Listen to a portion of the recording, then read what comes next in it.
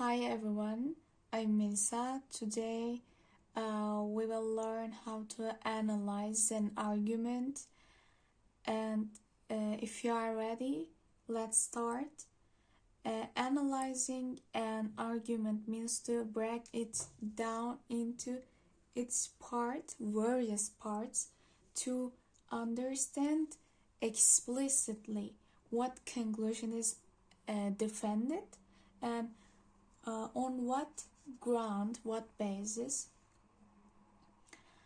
and analyzing argument is an important critical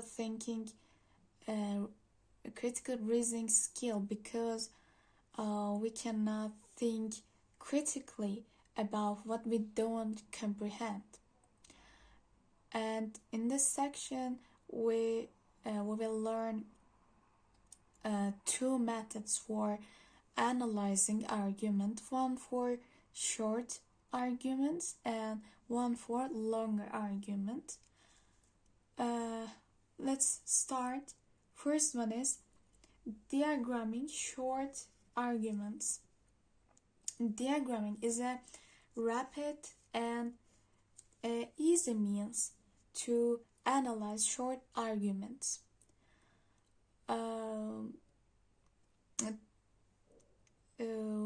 First, in this section, we explain how the diagramming method works. First, read through the argument and underline, highlight any premise or conclusion indicators. And there is an example. Let's look. Rapid economic improvements represent a life or death imperative throughout the third world. Its people will not be denied that hope no matter the environmental costs. As a result, that choice must not be forced upon them. And in this example, as a result is the indicated word. Let's move. Second, number the statements respectively. Let's make rapid economic improvements represent a life or death imperative throughout the third world. This is the first statement and numbered. Its people will not be denied that hope. This is the second statement.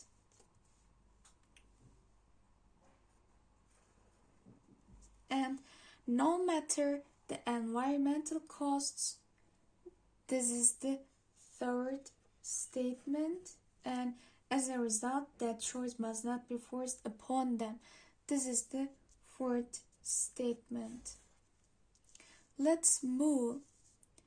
And third, arrange the numbers on page with premises about the conclusions they are claimed to support. What is the main claim? The main claim is rapid economic improvements represent a life or death imperative throughout the third world. This is the main claim. We arrange template. This is the main. And second statement, third statement, and fourth statement, these are the premises, and the main claim is the conclusion.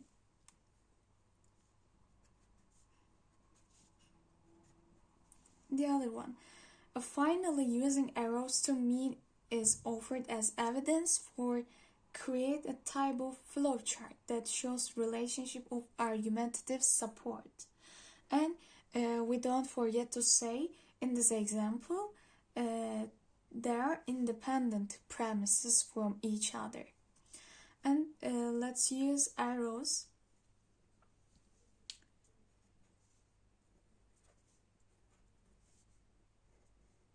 These are independent premises, so we use three different arrows.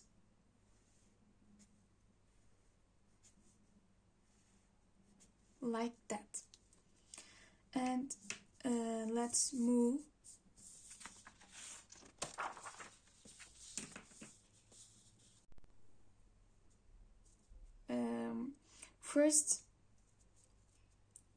First is the premise of 2. 2 is the premise of 3.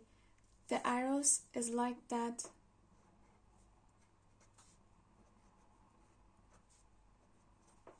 Like that.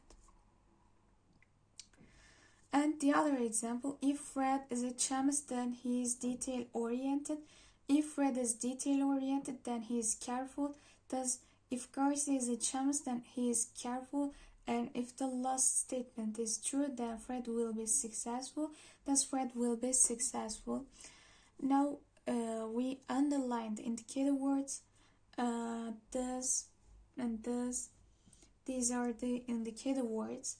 Then we number this statement. First one is, if Fred is a chemist, then he is detail oriented. This is the second statement. If Fred is detail oriented, then he is careful. Thus, if Garcia is a chemist, then he is careful. This is the third statement. And if the last statement is true, then Fred will be successful. This is the fourth statement. And thus Fred will be successful. This is the fifth statement. Now we use arrows. First and second statements are linked with each other, and these are the premises of 3, and 3 and fourth statement is the premises of 5th statement, we can say. And the other example, all whales are animals, and all whales are mammals. Moby Duck is a whale. Thus, Moby Duck is an animal and a mammal. First, we underline indicator words. This is the indicator word. There is none. And second, we number the statement. First one is, all whales are animals, and all whales are mammals. This is the second statement. And Moby Duck is a whale. This is the third statement. Thus, Moby Duck is an animal and a mammal. This is the fourth statement. And we use arrow. 1, 2, and 3 statements is the premises of fourth statement, we can say. Yeah. Let's move.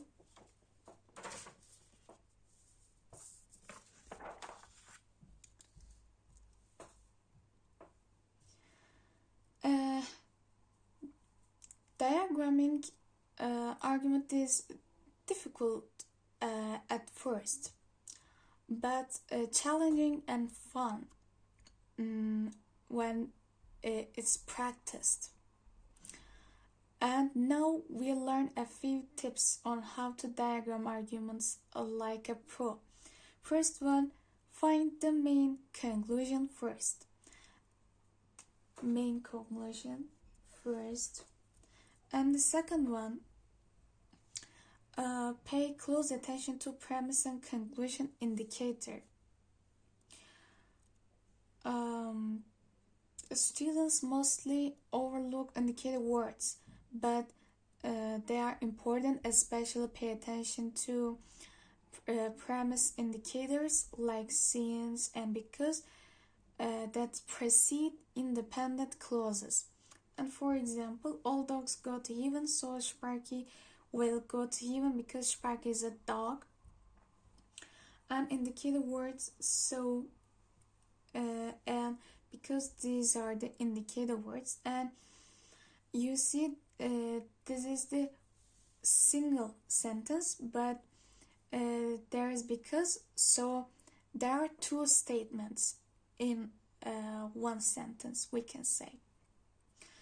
And the other one, remember that sentences containing the word and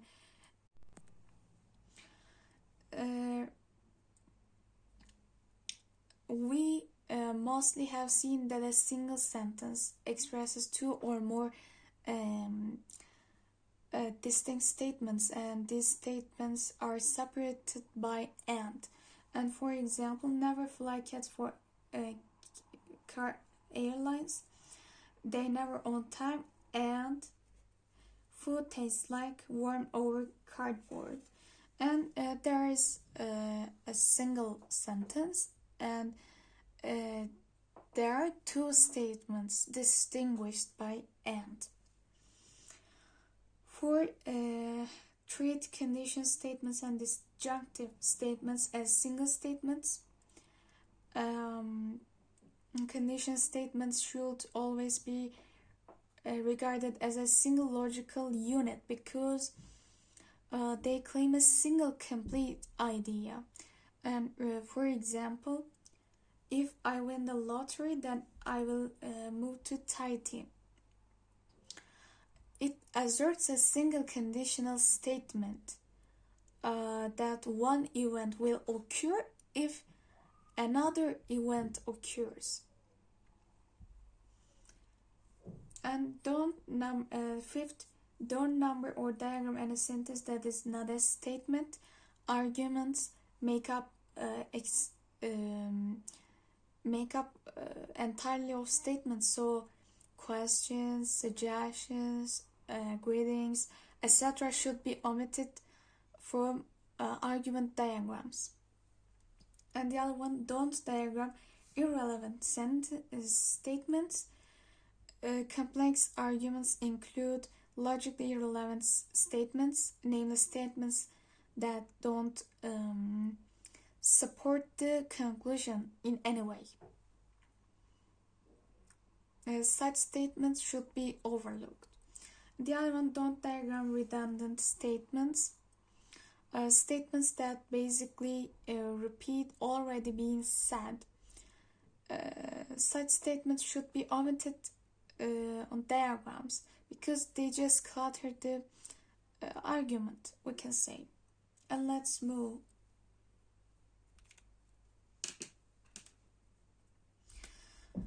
And summarizing a longer arguments. The goal of an argument summary is to supply a synopsis of the argument that is exactly restates the basic points in the summarizer's own words. A method for summarizing longer arguments named standardization. And summarizing includes two skills of argument analysis. First one, paraphrasing. The second one, finding missing premises and conclusions. First one, paraphrasing. A paraphrase is detailed restatement of a passage with different words and different phrases. And there are 4 qualities for good paraphrase. Let's look. A good paraphrase is accurate. An accurate paraphrase is faithful to an author's intended meaning. There is no bias or distortion. And the other one, a good paraphrase is clear.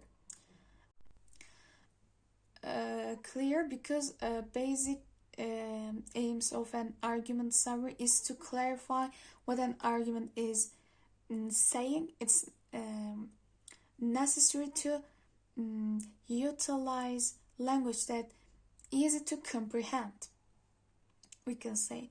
The other one, a good paraphrase is concise.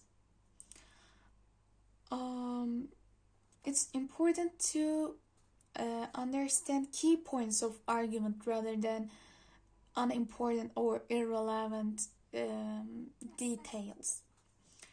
The other one, a good paraphrase is charitable. We interpret the passage as charitably as the evidence reasonably permits. And the other skills, finding missing premises and conclusions.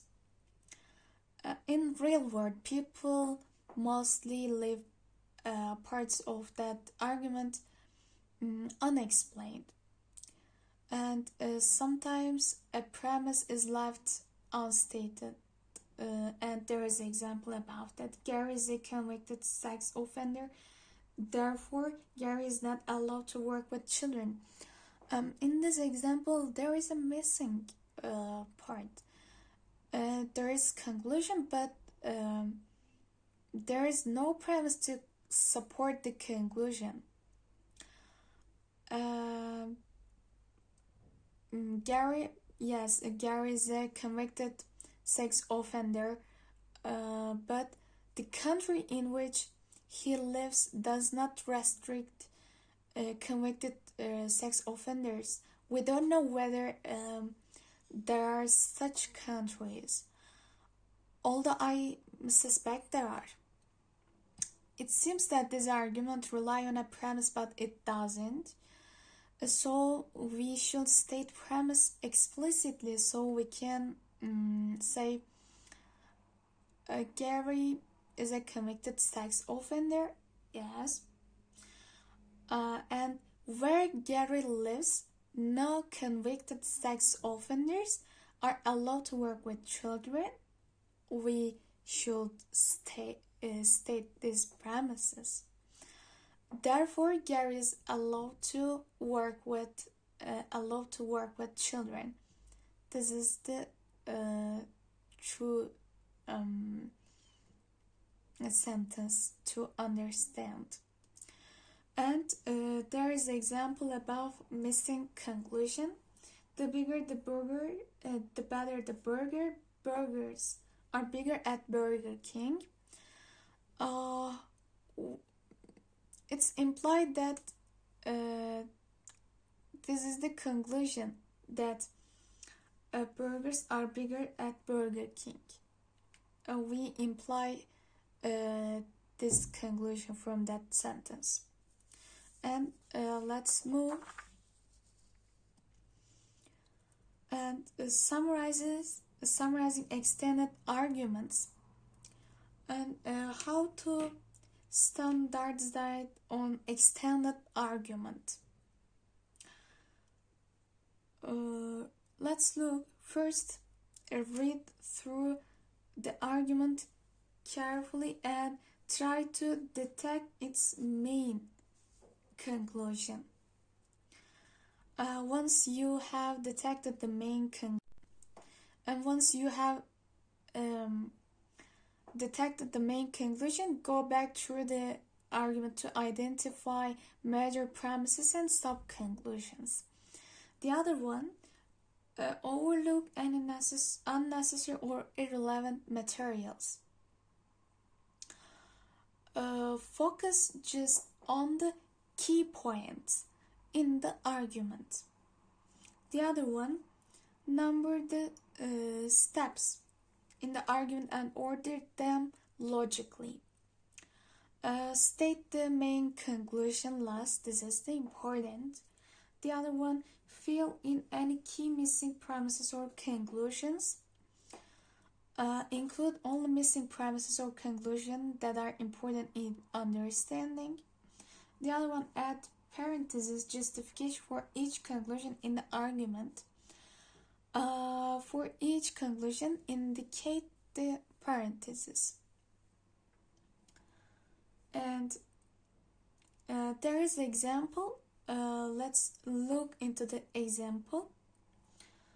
The desire for perfect happiness is inborn in all of us. It's a universal human longing.